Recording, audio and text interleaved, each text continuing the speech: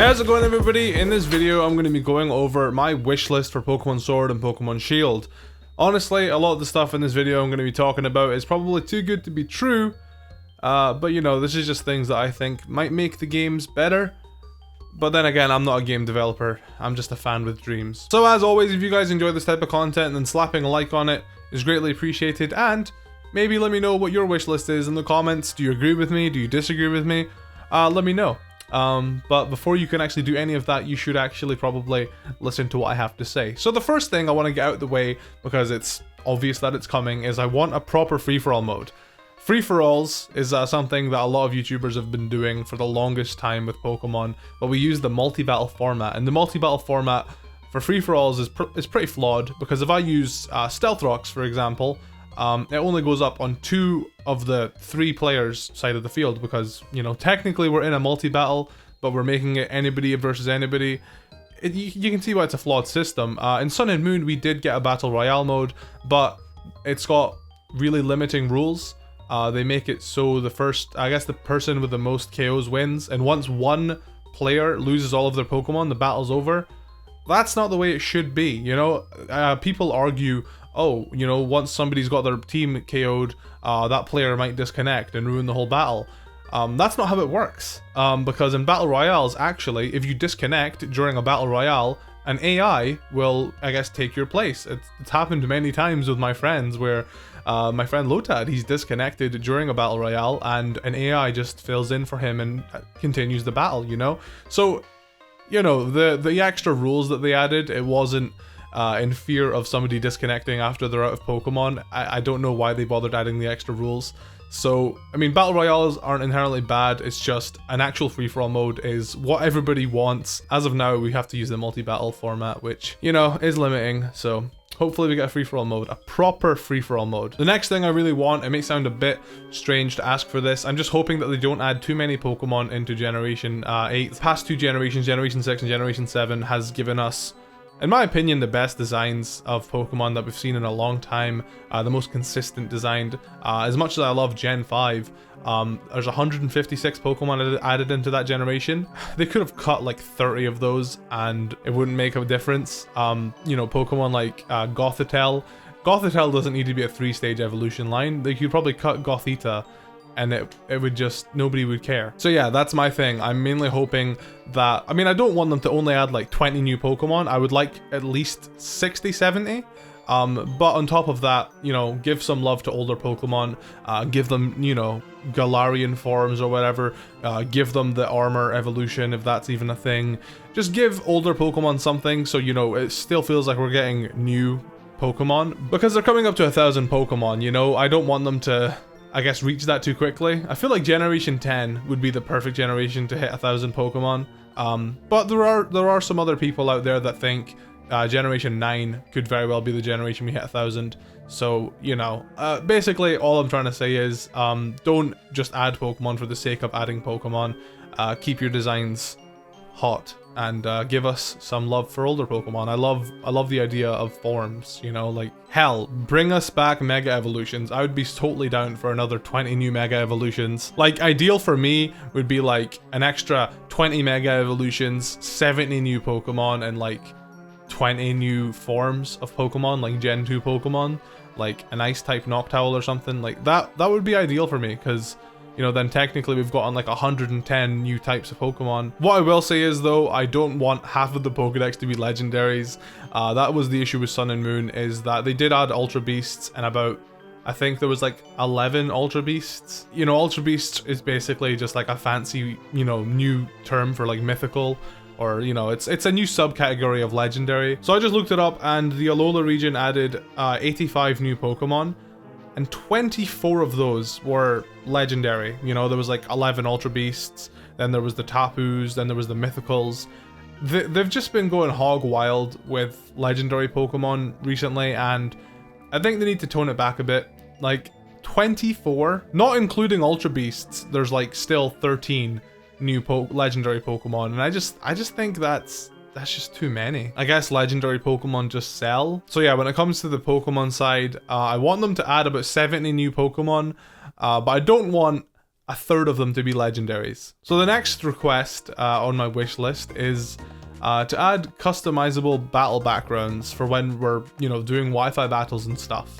A big selling point of the Pokemon games is to battle online with your friends, and I think something cool would be to be able to customize the area that you're battling in, because right now, as it stands, we're just battling in this green room, and it's really not that pretty. After a while, it's really ugly. With hacking and modding, you can actually get this, you can achieve this, but a way to do this without having to hack and mod would be great, I think, and a lot of people would love it. I think people would be more willing to share their experiences with the game if there was just a bit more customization, and I think customizable battle backgrounds is a pretty fair thing to be able to do. Maybe you have to unlock them somehow, that's fine. I just want the ability to be able to play, in a dojo or in a stadium, or I want to be able to change it, through the settings, because when you're battling somebody, there's the option to select which music you want. It's battle music 1, 2, 3, 4, 5, 6, 7, all the way up to 23 or whatever. I want to be able to choose the area I'm playing in as well. The next feature I'd really like to see is kind of like the Let's Go Pikachu and Eevee PC box system. I don't mind if they still have the old PC box system, but I really like how Let's Go Pikachu and Let's Go Eevee allows you to access your PC from wherever, whenever. The only thing I would really want them to do is maybe nerf it a bit, because in Let's Go Pikachu and Let's Go Eevee, you could be in a gym, I guess. You could be in the middle of the Pokemon League, and you could withdraw and deposit Pokemon willy-nilly. Obviously have a limit to it, so where you can't do that while you're in the middle of like an important area or whatever. But, if I'm like in the middle of like Route 13 and, I don't want to run all the way back to the PC, to deposit this new Pokemon I caught and withdraw something else, I should be able to do it whenever I want, add limits, that's fine, but I would like it to still kind of remain from Let's Go Pikachu, Let's Go Eevee. This is something I doubt will happen, but being able to access your Pokemon on the go is really handy, and I think it would be cool if Sword and Shield did something like that. The next thing is something that I think should have been a thing since Generation 5, and that is for shiny Pokemon to have their own little custom pixel artwork. So when you're looking at your Pokemon in your PC box or in your party, they've got the little pixel sprite. If the Pokemon is shiny, that pixel artwork should be shiny as well. PK Hex has this feature actually, and I think if PK Hex can do it, Pokemon Company can most certainly do it. Now this next thing is something that I definitely am like a big advocate for, the Everstone. The Everstone, as cool as of an item it is, it's handy to have, to be able to have Pokemon not evolve for a while. When you're actually using that Pokemon all the time, like for me, I was using Torracat in Ultra Sun, Ultra Moon. I wasn't ever planning on evolving into Incineroar, so I didn't want it to hold the Everstone. The Everstone does nothing for me. The Everstone, or maybe combine the Everstone and the Eviolite into one item. That's one way you can do this. But the Everstone does nothing for me. Besides stopping my Torracat from evolving. So I don't want my Torracat to hold the Everstone until level 70. I want my Torracat to have the Firium Z. So I give my Torracat the Firium Z, and after every single time he levels up, he tries to evolve. You can make the Everstone a key item and make it something you can turn on and turn off. Pokemon Quest, a free mobile game and a free Nintendo Switch game, did this. I'm pretty sure the main series games should be able to do this as well, and I wouldn't be surprised if it is something that they do actually add. The Everstone being a key item, like the experience share went from being a held item to a key item. I think the Everstone is the next item that should be changed to a key item. Because I'm somebody that really does enjoy using not fully evolved Pokemon, and constantly having to cancel their evolution is frustrating.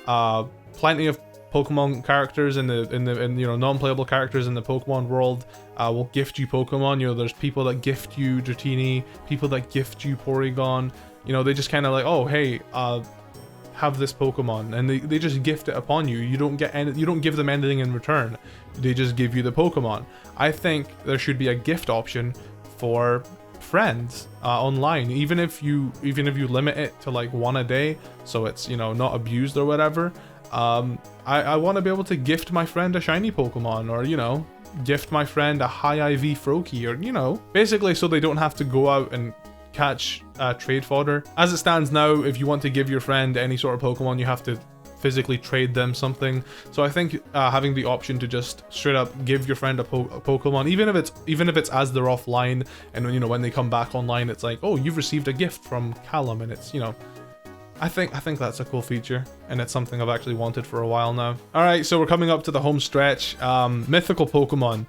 Don't just make them something that you type a code into and you just have it. Give them a storyline, give them a quest to do to go receive it. I don't mind having to enter a code to get the Pokemon, as long as I don't just get handed the Pokemon by a guy in the Pokemon Center.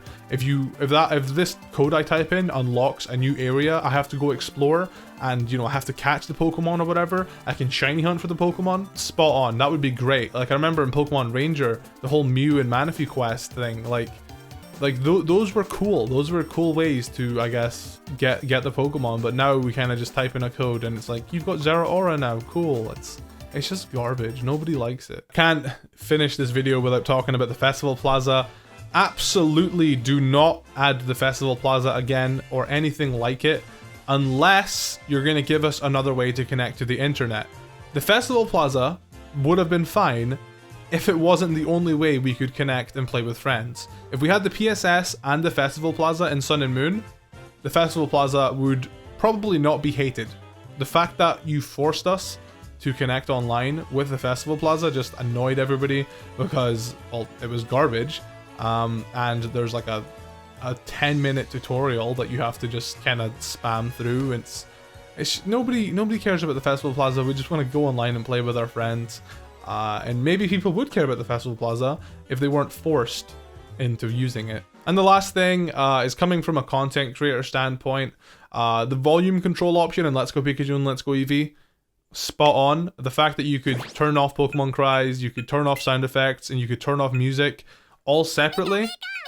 It was just a blessing, and I really hope all Pokemon games follow suit from now on, because previously, if I wanted to add custom battle music to my battles in Sun and Moon, for example, or my live streams while I'm shiny hunting, I still have to use this hack on your DS, where it just mutes all the sound. But in Let's Go Pikachu, Let's Go Eevee, it's literally just an option. You just turn the slider down, and there's suddenly no more music, and you can just play your own custom music and still have the Pokemon cries, still have the sound effects, and it's just great. Overall, you know, sometimes people just don't want to listen to the music. Sometimes people just don't want to hear the Pokemon's cries. Just having that option there is so easy to add, and I hope it's something that they do keep in Sword and Shield. Anyways, I've rambled enough. Hopefully you guys enjoyed the video. I wanted to share some things that I'm really hopeful for in Sword and Shield before we get some more information. See if I predict anything. But yeah, that's everything I have to say for now. Catch you later.